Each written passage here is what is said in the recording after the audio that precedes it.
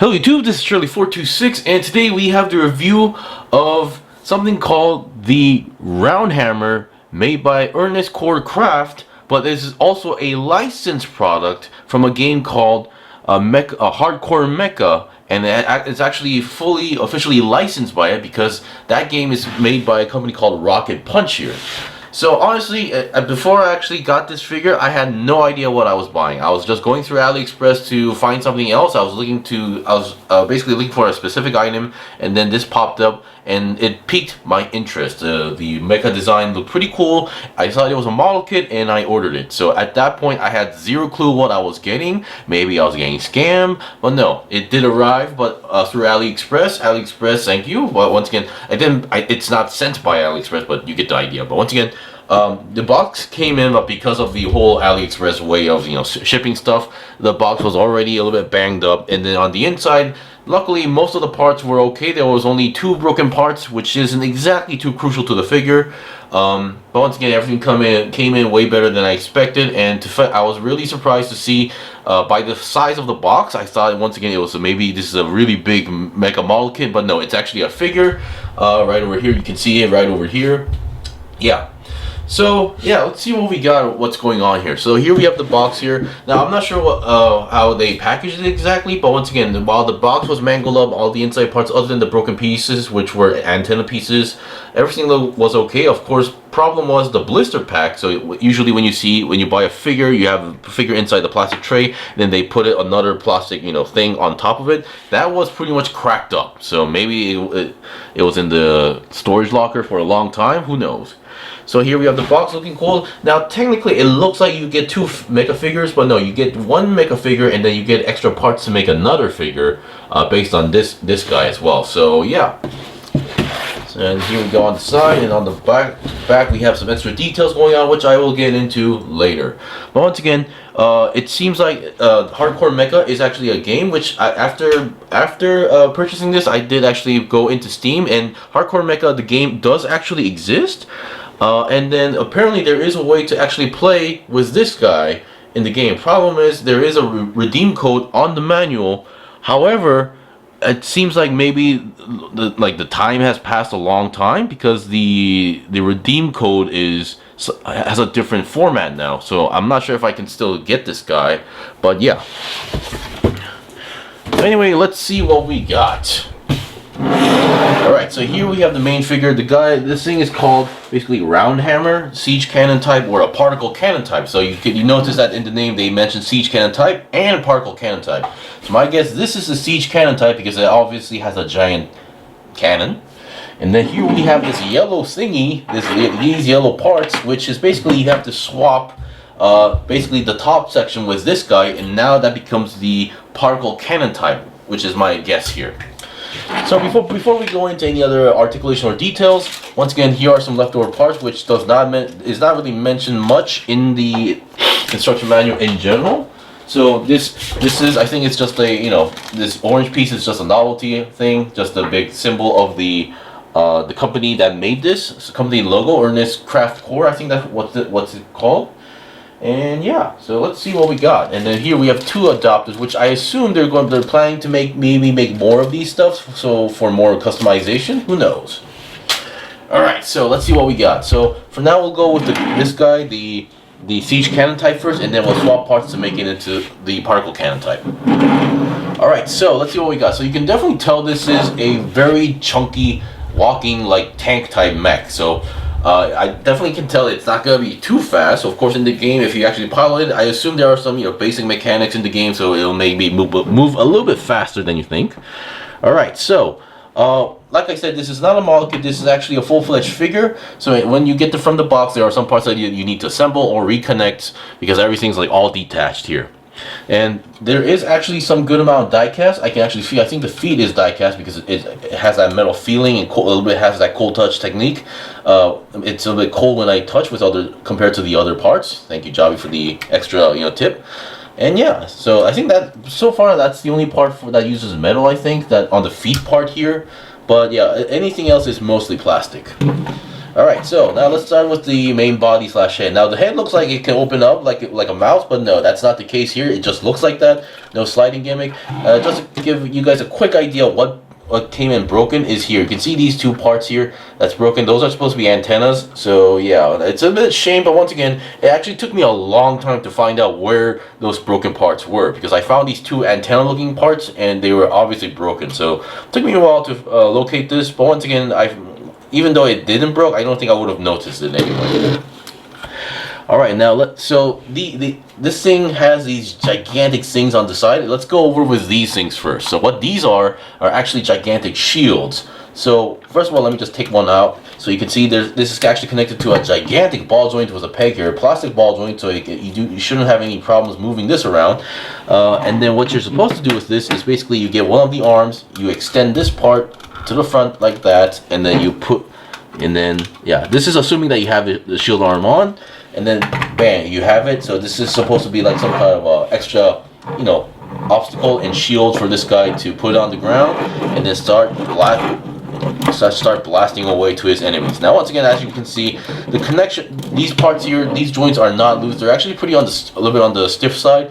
These pegs, while they connect, they're not, as you can see, they just plug in right away. So these things are not in the tight side. So once again, a little bit loose for my taste, but once again, it gets the job done. So yeah, this looks actually pretty cool and legit. The fact that these things actually have these stands on the ground, so that you can tell this guy is standing his ground and going to block anything he can. And while that's happening, he can fire stuff. All right, so to get a better idea, I'm just going to put these shields to the side and let's see what we got. So this thing has two weapons, as far as you can tell, or three, depending on how you look at it. You can open this section up and reveal missiles. So you have these micro missiles on it. So you can and each part is actually colored. So pretty well done. And then this thing can wiggle around on its own, because this thing is actually connected to another peg here. So it has a little bit of wiggle here. And for this side, that is pretty much it. The way how this connects entirely is that I believe there's supposed to be like a giant peg here that connects to the top here. So this is the way how this thing connects on its own. This thing is connected to this onto the side. So yeah. Alright, and then, so here we have the other weapon, which is the gigantic obvious cannon here. Now, unfortunately, unlike the missile launcher, there's not much you can do. It's just a cannon. You can once again have a little bit of wiggle here. Doesn't open, doesn't exactly extend, but this is my first time actually seeing this. Yeah, they think they added a little bit too much lubricant on that part. But anyway, or maybe that was supposed to be glue, but all didn't work too well. And once again, on the bottom here, you have some kind of a machine gun type weapon. So you can definitely tell, other than a close range weapon, this thing is pretty much ready and armed to go. All right. So in terms of articulation wise, you can see this is the main part of the arm. You can rotate it, as long as you don't. As long as you can get around this missile launcher, you are technically able to rotate this 360, and then obviously the shield can rotate 360 because it is on a ball joint. And other than that, the only leftover part that can move is this part, which can technically rotate, but only to a certain direction for the shield placement. So keep that in mind. All right, now let's actually let me just get the shields off, because this is actually pretty heavier than you think. And then looking at the back here, it seems like we have some vents going on here, and then we have this part here, which actually stands. If you're having trouble, making this guy stand, or to make it look a little bit more realistic, you can actually put this to the ground to make it look like it's like an extra, supporting stand. So when it's firing, if you want to have a more realistic look going on here. So yeah, this is actually pretty cool and realistic, if you ask me. Alright, and then finally, let's get the legs here. Now the legs here, as far as I know, are also connected as gigantic ball joints here. So going forward and backward is possible. Now, because of the design, going to the side is that as far as you can go. No side skirts, but once again, it's just a big, gigantic thigh. So that's as far as you can go as well. And then here we have the feet here, or the legs, slightly awkward to deal with, but you have one bend here, which is not a lot, but once again, considering the design of this thing, which is supposed to be like a slow walking tank, by my assumption, this is as far as you go, and maybe that is all you can get. And then we have another feet here that can move, that has a little bit of wiggle here. Yeah, so it doesn't look like there's another joint in there, so yeah, you don't want to force too much, but because of the ball joint, it has a bit of range, you do get a very nice pivot angle and joints here going on here.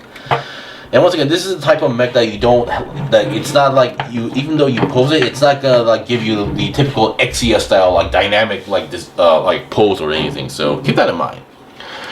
All right, so we've seen the basics of the articulation of this thing. So so let's actually swap out this thing. So basically, the way how you swap out is pretty simple. You just pull out the top. Yeah, you're supposed to pull out this section. There you go. So you can see there's a giant peg, giant hole. All you need to do is basically plug it in here. There we go. And then and you also get a extra different style stand here or support. And there you go.